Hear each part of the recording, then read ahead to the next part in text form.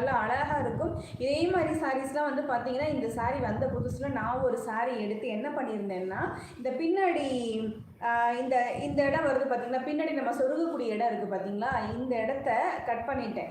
Cut பண்ணி இந்த brown கலரில் ப்ளவுஸ் வந்து தனியாக நான் கிளாத் எடுத்து பாலிவாயில் கிளாத் எடுத்து அந்த கட் பண்ணேன் பார்த்தீங்களா, அந்த கிளாத்தை வந்து 2 பக்கம் வந்து கைக்கு டிசைன் ஆகும்.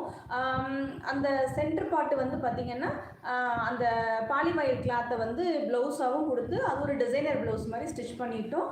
இந்த கட் பண்ண இடத்துக்கு வந்து நான் என்ன பண்ணிட்டேன்னா, ஒரு கிளாத்தை தனியாக இதே கலரில் கிளாத் எடுத்து உள்ள கூடி தானே அது போகுது அப்படின்னு சொல்லும்போது உள்ள கூடி நான் அதை ஸ்டிச் பண்ணிட்டேன்.